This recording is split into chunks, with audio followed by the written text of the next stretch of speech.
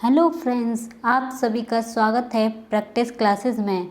आज हम स्टार्ट करने वाले हैं आधुनिक भारत के इतिहास की सेकंड क्लास। तो आज हम 25 प्लस क्वेश्चन का रिवीजन कंप्लीट करेंगे। तो चलिए स्टार्ट करते हैं अपनी क्लास।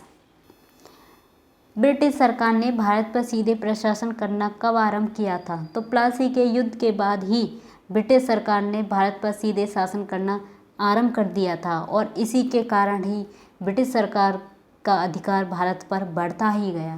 तो प्लासी का युद्ध 1757 ईस्वी में हुआ था। Option number 1।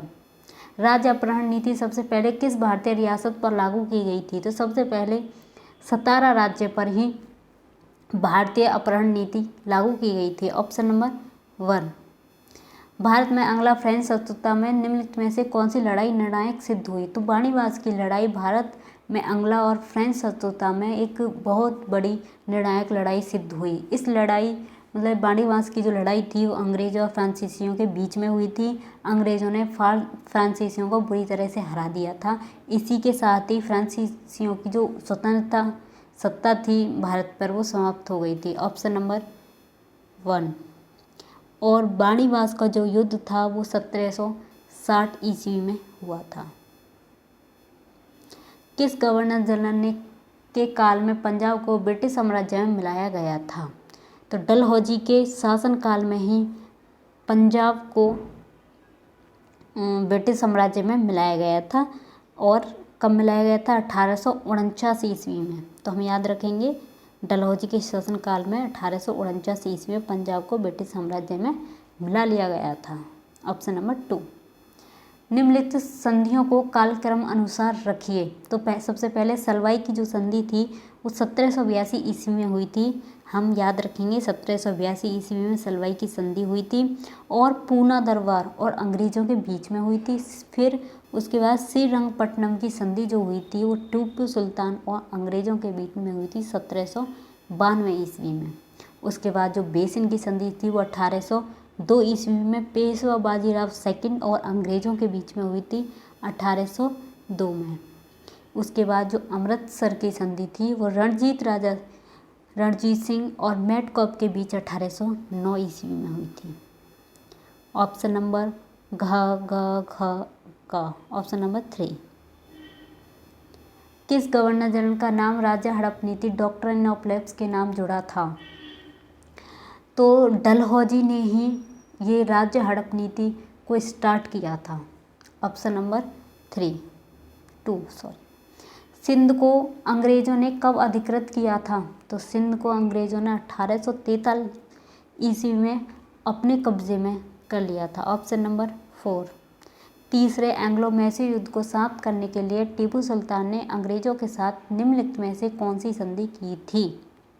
तो हम जानेंगे कि जो टीपू सुल्तान था उसने तीसरा जो एंग्लो मैसूर युद्ध हुआ था उसे समाप्त करने के लिए अंग्रेजों से कौन सी संधि की थी? तो हम जानेंगे उसने श्रीरंगपट्टनम की संधि की थी 1792 ईस्वी में। 1792 में। राजविलय हड़प नीति निम्न में से किसके द्वारा लागू की गई थी? तो हम जानेंगे डलहौजी के द्वारा ही राज्य हड़प नीति लागू की गई थी। Option number 4। निम्न में से किस माध्यम से लॉर्ड डलहौजी ने अवध को ब्रिटिश साम्राज्य में मिलाया था? तो डलहौजी ने राज्य के कुप्रशासन के बेस पर ही ब्रिटिश साम्राज्य में मिलाया था अवध को। तो उनकी एक ये चाल थी उनकी अपने राज्य अपने साम्राज्य में सब कुछ मिलाने की। Option number 3। Doctrine of lapse किसने आरंभ की थी? तो डलहौजी ने डॉक्ट्राइन ऑफ लैप्स आरंभ की थी। Option number 3। झांसी के राज्य को किसके द्वारा भारत में ब्रिटिश शासन का हिस्सा बनाया था? तो राज्य अपहरण नीति डॉक्ट्राइन ऑफ लैप्स इसके द्वारा ही ब्रिटिश शासन में झांसी को मिलाया गया था। Option number 1। ये जो राज्य अपहरण नीति इसका एक मतलब आधार क्या था कि यदि किसी शासक की मृत्यु बिना किसी पुरुष या वारिस के हो जाती है तो उसकी रियासत अंग्रेजों द्वारा हड़प ली जाएगी। यही सिद्धांत था। इसी सिद्धांत पर जो ये राज्य हड़प नीति थी, इसने सतारा को, संभल को, उदयपुर को, नागपुर को, इन सब राज्यों को अपने ब्रिटिश राज्य में मिलाया था। प्लासी की लड़ाई किनके बीच लड़ी गई थी? तो प्लासी की जो लड़ाई थी वो ईस्ट इंडिया कंपनी और नवाब सिराजुद्दौला के बीच में 1757 ईस्वी में यह युद्ध हुआ था। यह युद्ध इसलिए महत्वपूर्ण माना जाता है क्योंकि भारत में यह कंपनी की पहली बड़ी जीत थी। कंपनी बंगाल में ऐसे कठपुतली शासक को चाहती थी जो उसे व्यापारिक रियासतें और अन्य सुविधाएं आसानी से प्रदान करे। कंपनी ने प्रयास करके नवाब के सेनापति जो मीर जाफर था उसको नवाब बनाने का लालच देकर अपनी ओर मिला लिया और नवाब को आसानी से हराने में कोई परेशानी नहीं हुई इनको। तो ऑप्शन नंबर 3। जब 1856 में डलहौजी ने अवध पर कब्जा किया था तब नवाब कौन था? वाजिद अली शाह अवध के नवाब थे जब डलहौजी ने 1856 में अवध पर कब्जा किया था। Option number 2। पेशवा प्रथा ब्रिटिश द्वारा किस पेशवा के काल में समाप्त हो गई थी? तो बाजीराव द्वितीय के शासनकाल में पेशवा प्रथा समाप्त हो गई थी और ये जो ब्रिटिश शासक थे इन्होंने बाजीराव सेकंड को बंदी बना लिया था। Option number 4। निम्नलिखित में से किस युद्ध से भारत में फ्रांसीसियों के भाग्य का निर्णय हुआ था? तो बाड़ीवास की जो लड़ाई थी उससे ही भारत में फ्रांसीसियों के भाग्य का निर्णय हुआ था क्योंकि इसमें अंग्रेजों ने फ्रांसीसियों को हरा दिया था। ऑप्शन नंबर 1 1760 ईस्वी में हुआ था। किस भारतीय राज्य पर कब्जा करने के लिए राज्य अपहरण नीति लागू की गई थी? तो पंजाब राज्य पर कब्जा करने के लिए डलहौजी ने राज्य अपहरण नीति को लागू किया था। फिर उसने इसके तहत बहुत सारे राज्यों को कब्जे में लिया था जैसे सतारा, नागपुर, झांसी आदि को। सर्वप्रथम सतारा को कब्जे में लिया था। Option number 4। 1857 में प्लासी के युद्ध में सिराजुद्दौला के साथ किसने विश्वासघात किया था?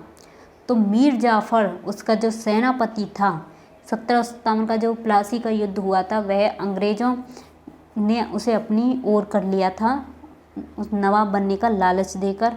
इसी कारण यही कारण था कि सिराजुद्दौला इस युद्ध में हारा था। Option number 3।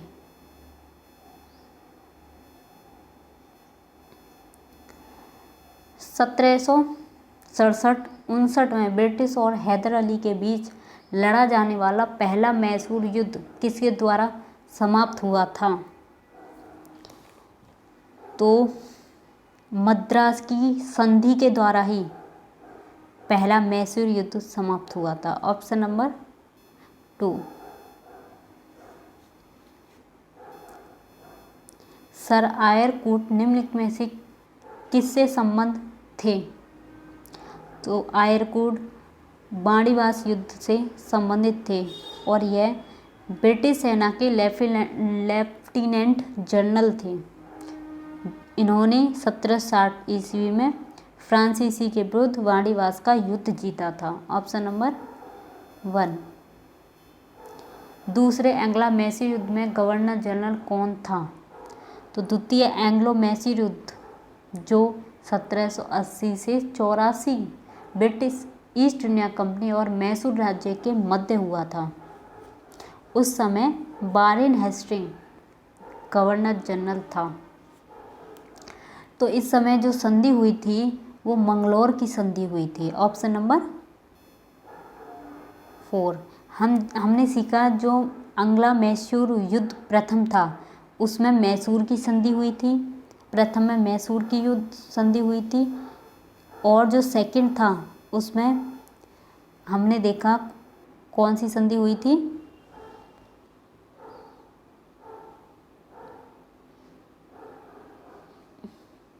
मंगलौर की संधि, सेकंड में मंगलौर की संधि हुई थी और थर्ड में श्रीरंगपट्टनम की संधि हुई थी। चलिए, प्लासी का युद्ध किस वर्ष हुआ था? तो 1757 ईस्वी में प्लासी का युद्ध सिराजुद्दौला और ब्रिटिश शासन के बीच में हुआ था। प्लासी की लड़ाई किसके बीच लड़ी गई थी? सिराजुद्दौला और ब्रिटिश शासक का रॉबर्ट क्लाइव के बीच में हुई थी। Option number 1। ब्लैक होल त्रासदी कहाँ घटी थी? ब्लैक होल त्रासदी कलकत्ता में घटी हुई थी। यह त्रासदी क्या थी? यह पुराने फोर्ट विलियम किले में बनी एक छोटी काल कोठरी थी, जिसमें 1756 ईस्वी में इस किले पर कब्जा करने के बाद बंगाल के नवाब सिराजुद्दौला और उनके ब्रिटिश कैदियों को इस काल कोठरी में बंद कर दिए थे। इनमें अत्यधिक गर्मी, दम घुटने और कुचलने से 123 जो बंदी थे उनकी मृत्यु हो गई थी। यह घटना भारत में ब्रिटिश उपनिवेशवाद के विस्तार का प्रमुख कारण बना।